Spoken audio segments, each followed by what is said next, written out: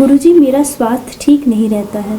सीधे हाथ में टेनिस एल्बो से दर्द और बाएं टांग में पीछे दर्द, चलने में दिक्कत, तो सीधी हो तो मुड़ती नहीं है। गुरुजी, घर के काम भी नहीं कर पाती हूँ, कोई ना कोई समस्या लगी रहती है। खुश रहिए, बहुत आशीर्वाद आपको, शुभकामनाएं। एक उम्र के बाद अभी जिस तरह के सिनेरियो में हम रह रहे हैं उससे चीज़ें और बढ़ गई हैं, ख़ास तौर से 35 और 40 के बाद। पहले 45 और 40 के बाद होता था, अभी 32-35 तक भी आने लगा है। हमारे शरीर में जो भी हम प्रोटीन, जो भी हम भोज्य पदार्थ, जो भी हम प्रोटीन ग्रहण करते हैं, उसका एक बड़ा हिस्सा एक उम्र के बाद शरीर हमारा फिल्टर करने लगता है, उसको छांट देता है। हमें लगता है कि हम जितना 25 साल की उम्र में भोजन इंटेक कर रहे थे उससे थोड़ा सा ज़्यादा ही खा रहे हैं, लेकिन जो 25 साल की उम्र में एनर्जी थी वो अब 40 साल की उम्र में नहीं है। तो उसका बड़ा कारण ये है कि वृद्धावस्था का ये प्राकृतिक एक संचय, एक सिस्टम है। वैसे तो आदमी कभी भी बूढ़ा नहीं होगा, तो धीरे धीरे आदमी का ये क्षरण शुरू होता है। हमें लगता है कि हम भोज्य पदार्थों से शरीर उन चीज़ों को इंटेक नहीं करता। तो प्राय जिनको ये पैरों में हड्डियों से संबंधित या काउट या गठिया या बाएं या इस तरह के जॉइंट्स में पेन है, कुछ हैं, उसके लिए आप अपने भोजन पदार्थों में थोड़ा फ्रूट्स की मात्रा बढ़ाएं। हम बड़ी उम्र में मैं देखता हूँ 40-45 के बाद लोगों के जीवन में फलों का सेवन कम हो जाता है। ये ठीक नहीं है। इस समय फलों का सेवन 2 गुना या 3 गुना होना चाहिए।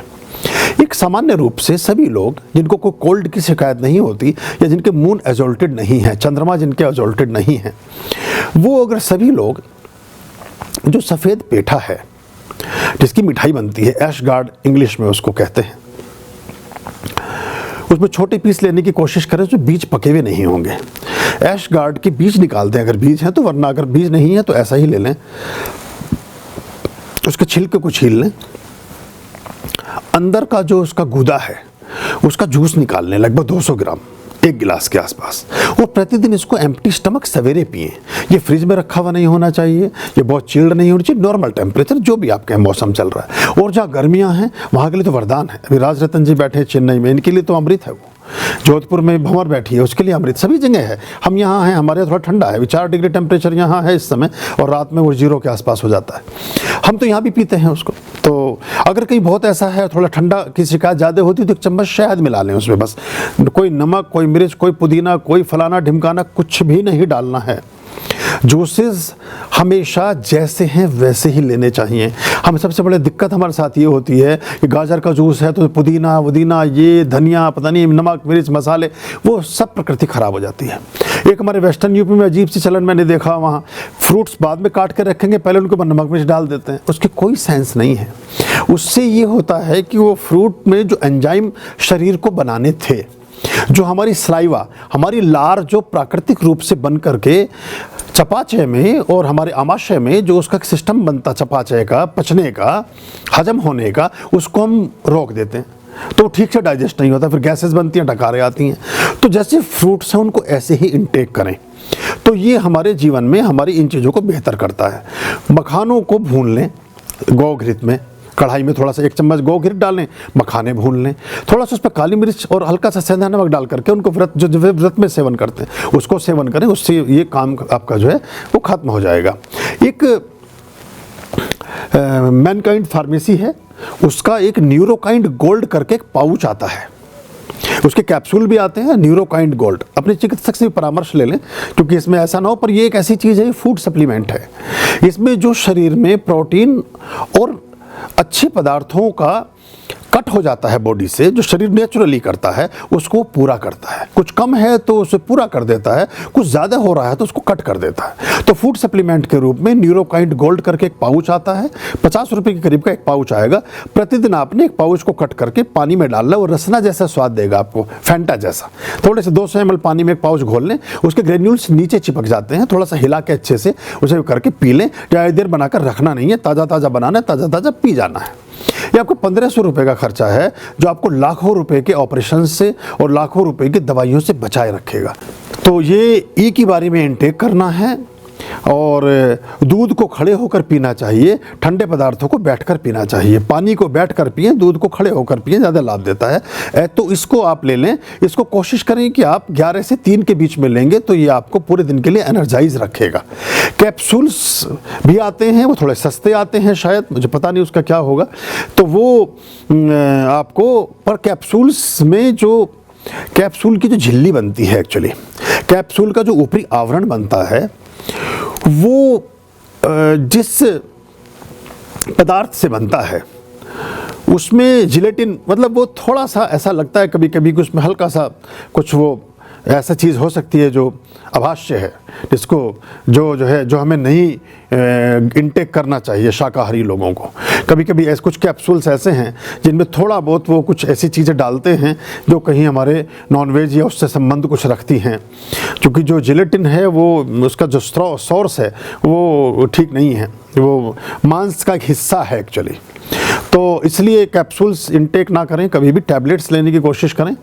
और अगर कोई दवाई भी खानी हो तो कोशिश करें उसमें ऐसी सिरप को भी बचने की कोशिश करें।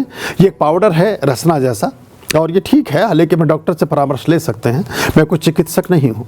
लेकिन बहुत सी चीज़ें जो आपके शरीर विज्ञान से जुड़ी हैं, जैसे आप ऐसा समझें, मैं उदाहरण के तौर पर आपको समझाऊं कि आपके पास में एक मोटर गाड़ी है, आपके पास में मारुति की या होंडा की कोई गाड़ी कार है, आप उसमें तेल तो डाले नहीं और पेट्रोल पंप के सामने जाकर के हनुमान चालीसा पढ़ने लगे, बोले ये है हनुमान ज्ञान गुण सागर और बस ये पेट्रोल के बिना मेरी गाड़ी। वो तत्व है, वो शरीर भी तत्व है। शरीर हमारा ऐसा है जो हमारे पदार्थ और अवयव से संचालित होगा। तो उसमें ज़्यादा ये टोने टोट का ये ना सोचे कि आप इसके करने से, ये तो शरीर तो परमात्मा ने जिंदा रखा है, ये उसी की कृपा है। लेकिन हालांकि एक बात अलग है कि वहाँ बिकता डीजल भी है, वहाँ बिकता केरोसिन भी है, वहाँ बिकती गैस भी है, पर नाम पेट्रोल पंप ही है, वो एक अलग बात है। बिकता तो वहाँ सब कुछ है। तो आप अपने शरीर के फ्यूल का ध्यान रखें तो शरीर ठीक चलेगा। और आपको अचंभा होगा जब आप इस तरह इसको यूज़ करेंगे तो आपकी बहुत सी भ्रांतियाँ खत्म होंगी, क्योंकि बहुत लंबी साधनाओं में हमारे फूड सप्लीमेंट्स कट हो जाते हैं। प्राय ऐसा होता है। कल भी किसी ने पूछा था, कितनी हमारी माता जी, शायद अविनाश ने पूछा था कि हमारी माता जी इतना रम जाती हैं पूजा पाठ में या आपके हमारे वीडियो को देखने में कि वो खाना पीने में थोड़ा सा लापरवाही करती हैं। तो ऐसे में ये जो मैंने आपको बताया न्यूरोकाइंड गोल्ड पाउच है, ये बेहतर है, अच्छा है। ये आप दें घोलकर पानी में, जो बड़ी उम्र के लोग हैं उनको लाभ होगा, उनके दर्द कम होंगे, उनको बेहतर लगने लगेगा। 4-5 दिन में ही रिजल्ट्स आपको नज़र आने लगेंगे। ये आप देख लें, इसका कोई साइड इफेक्ट नहीं है, किसी भी तरह से इसको इंटेक करेंगे तो अच्छा रहेगा। अब आप क्या पर्ची थी मुझे बताएं, क्या था? बीपी लो हो तो भी ले सकते, पेटी का जूस ऐसा करके? कोई बात नहीं, ले सकते हैं, लेकिन थोड़ा सा उसमें शहद डाल लें, या और भी बहुत सारी चीज़ें हम इंटेक करते ही हैं। वो आपके 100 तरह के रोगों से मुक्ति देता है। पेठे का जूस, पेठा मतलब जिसकी मिठाई बनती है, ऐशगार्ड, पंपकिन नहीं, कद्दू नहीं, लौकी नहीं, तोरी नहीं, खीरा नहीं, ये मतलब ये अलग अलग ढंग से हैं, इनके जूसेस आप लेना चाहिए ले सकते हैं, लेकिन ये उसकी फैमिली का है। लेकिन पेठा मतलब ऐशगार्ड, इसलिए उसके ऊपर हल्का सा ऐसा लगता है जैसे किसी ने राख बखेर दी हो। तो वो चूंकि भस्मीभूत फल है, अब देखिए इसमें चूंकि शिव का वास है और देवी का विशेष इसको आशीर्वाद है, तो बहुत सारे देशों में, बहुत सारी परंपराओं में, साउथ में तो उस पेठे को ही बलि के रूप में प्रयोग किया जाता है। उसके अलग तरह की आकृतियाँ बनाकर उसमें सिंदूर भर के कुछ चीज़ें लगाकर उसकी बलि करते हैं और वो उस तरह से माना जाता है उसको। तो वो बहुत हमारे शरीर की बहुत सी चीज़ों को बेहतर करता है। वो आप शुरू कर दीजिए, आपका कोलेस्ट्रॉल खत्म हो जाएगा, आपका ब्लड प्रेशर नॉर्मल हो जाएगा, आपके रक्त की शुद्धि हो जाएगी, आपकी स्किन बहुत अच्छी हो जाएगी, आपका वेट लॉस होगा। उसमें 100 प्रकार के गुण हैं, इसलिए उसको अमृत फल कहा गया है। और एम्प्टी स्टमक लें, लगभग आधा घंटा पहले, आधा घंटा बाद कुछ भी ना लें। ब्रश करने के बाद सवेरे उठें, ब्रश करें, थोड़ा सा जल इंटेक करें, आधा गिलास पानी पी लें, उसके 15 मिनट बाद में 1 गिलास जूस पिए पेठे का, फिर आधा घंटे तक कुछ ना खाएं। और आप देखेंगे कुछ दिन बाद ही आपकी एनर्जी बिल्कुल डिफरेंट हो गई है और पेट भी आपका मुलायम, नरम और अच्छा हो जाएगा। जो ये आंतें हमारी ख़राब हो जाती हैं, क्योंकि बहुत बार मजबूरी में बहुत तरह का भोजन इनटेक करते हैं, उससे हमारी आंतों में स्लेट की तरह वो चिपक जाता है, जो उसका अवयव है, अवशिष्ट जो पदार्थ है, तो उसको भी वो क्लीन करता है। तो आपका ऑरा अच्छा होगा, आपका स्वास्थ्य अच्छा होगा। आप टोटलिटी में बहुत सस्ती सी चीज़ है और आप उसे कर लें अरेंज, तो बहुत बढ़िया है। तो ये है। हालांकि हम तो अभी जब स्विट्ज़रलैंड में थे तो वो इतना सा वो पेठा लेके आया जीतेश, तो मैंने पूछा ये कितने का, उसने कहा 4000 रुपये का है, वो होगा 1 किलो के करीब। लेकिन वहाँ चूँकि मुद्रा का इसी तरह का चलता है, वहाँ हर चीज़ 100 गुना ज़्यादा है।